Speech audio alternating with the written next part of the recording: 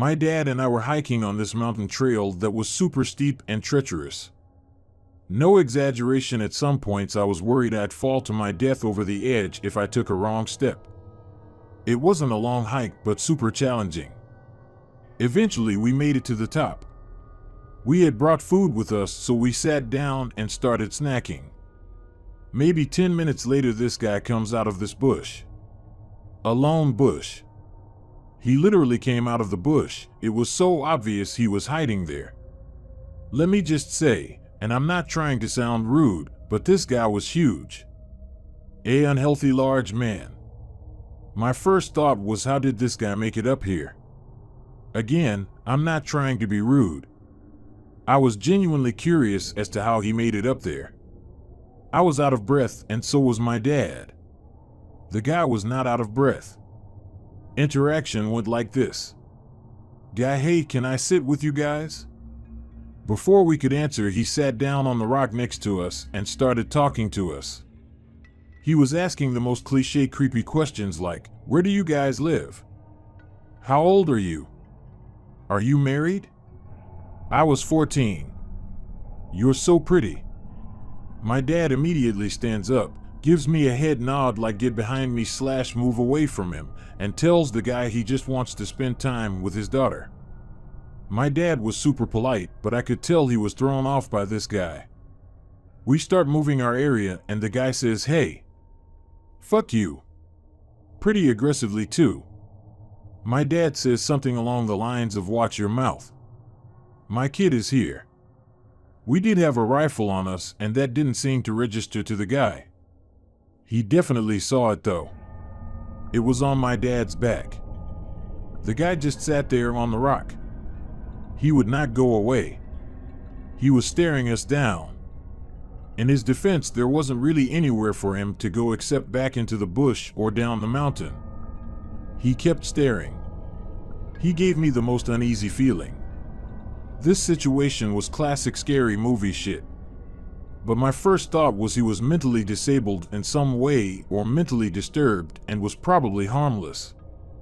After we moved, he started threatening us with stuff like, I'll kick your ass, you can't talk to me like that. Like what? That's when alarms started to really go off. The situation started to escalate pretty quickly after the threats. So my dad takes the rifle off his back and whispers to me to stand up and start walking down the mountain. He'll be right behind me. This next part is all from hearing movement / footsteps because I was following my dad's orders and walking back down the mountain, but I could hear the guy starting after my dad asking why we're leaving. My dad turns around and screams at him to back off.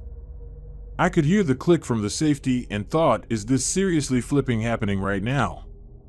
He wasn't trying to be a badass. The gun was for bears, the mountain was known for bears, and we had food on us. After that, the guy finally backed off.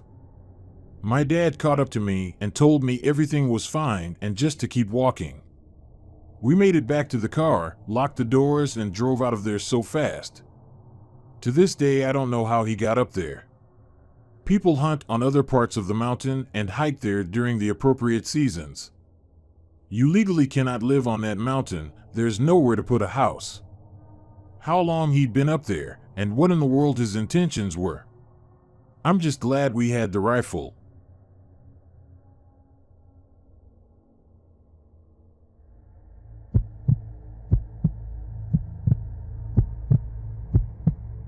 This happened about 2 years ago near Garden of the Gods in Colorado.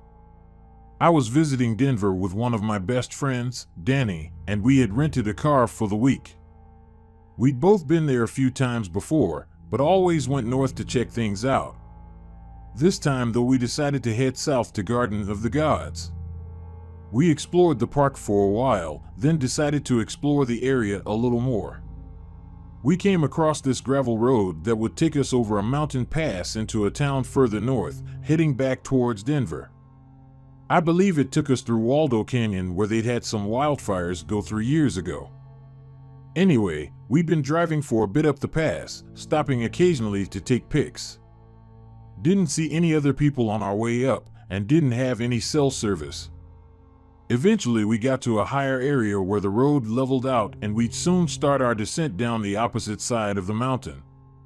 We'd been on this flat stretch for maybe 15 minutes when my friend Danny told me to stop because there were a couple people flagging the car down and she thought maybe they needed help.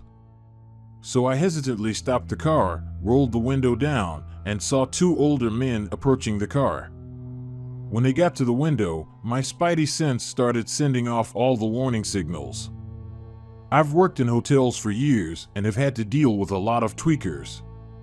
And these guys, they were definitely tweakers, there was no mistaking it. Imagine the men from Deliverance when you picture them. We asked them what they wanted, and one of them motioned to this creepy and crappy white van behind them that was parked on the side of the road. He told us that the tire head went flat, and all he had was a sledgehammer to try and knock the tire off. We told him we didn't have anything to change the tire, and this is when he changed his story. He told us next that the car had run out of gas.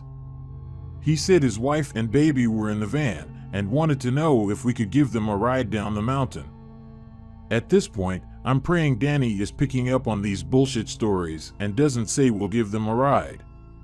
But thank God, she doesn't believe a word of it. She tells them we'll stop on the way down the mountain and let a ranger know they're stuck up there. All conversation is done at this point. I roll up my window and start hauling ass down the road.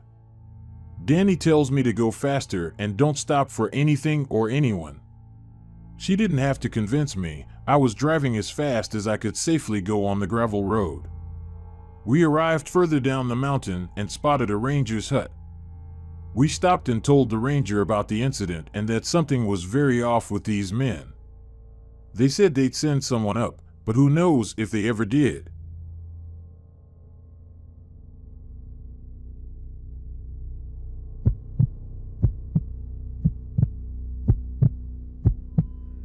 This was around autumn of 2012, and my brother and I were in Oregon for university. We'd gone for a weekend at our friend's place up in Gresham. We used to be neighbors until my family had moved permanently to Saudi Arabia, and I'd missed them a lot. Anyway, our friend's dad decided it was time to take us up to Wildcat Mountain and teach us how to shoot a gun. I predicted we would have fun, and I was right, up until shit started going downhill real fast.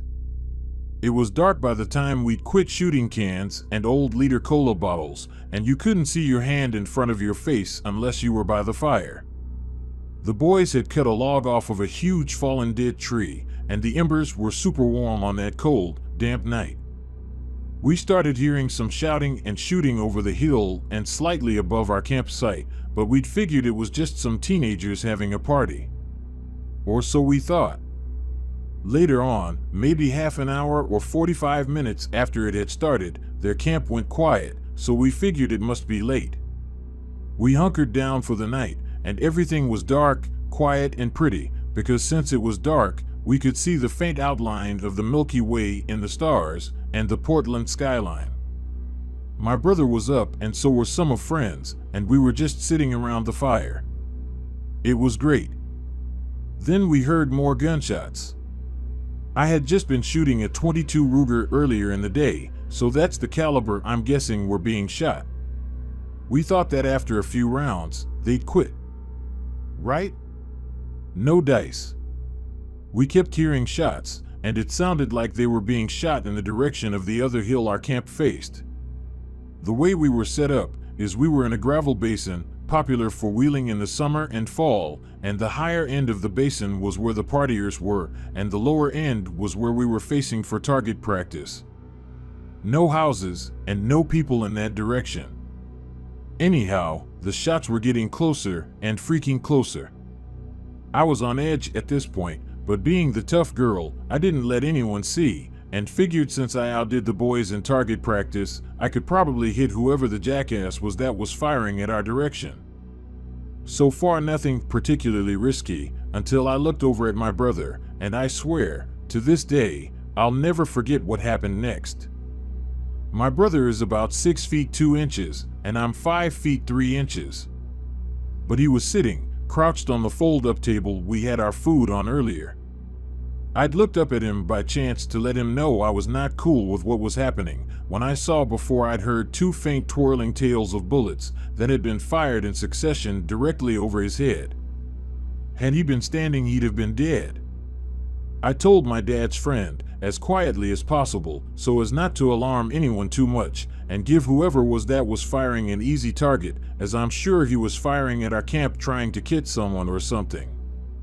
My friend's dad grabbed his Glock, fired 4 warning rounds straight up into the air, and the shooting stopped all of a sudden. We waited tensely, and my friend's dad whispered to us to grab everything and load it into the car as quickly and quietly as possible.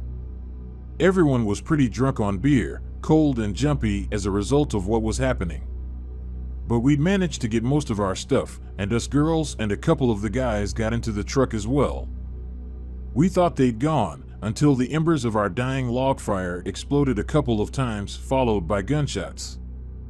And that was it. My friend's dad shot 6 more rounds, grabbed his other gun, got into the driver's seat of his truck. My brother got into the driver's seat of the Jeep, and both cars booked it out of there like a couple of bats straight out of hell. On the way, we encountered a truck. And it was this blonde chick, and who I assume was her boyfriend, canoodling in the back of the 4x4, and some guy, obviously drunk from his bloodshot eyes, holding a .22 caliber rifle and creepily leaning over the edge. They saw us coming, and we'd slowed down. My friend's dad told him he was shooting at our camp. The guy apologized and said he didn't think anyone was at the fire, and that whoever it was had left the fire to burn, so he decided to use it as target practice. "My bad," he said. Dumbass. We all knew it was bullshit, cause he still fired after hearing my friend's dad's warning shots. We drove off, only to notice a few moments later that the creepy guy's truck was tailing us. We slowed, and he'd said he saw the Jeep smoking, and asked if we needed any help. We said no, and it turns out my brother, slightly drunk himself, had left the parking brake on while driving, and the friction was making the car smoke a bit. He released the brake and we drove off. The 2 guys and the girl still tailed us a bit of a ways until we reached a fork in the road, and they veered right as we stayed on the main road to Gresham to get back home. I don't know who that asswipe was that damn near killed my little brother. All I know is I'll never forget his face, or that bitch and her boyfriend as long as I live.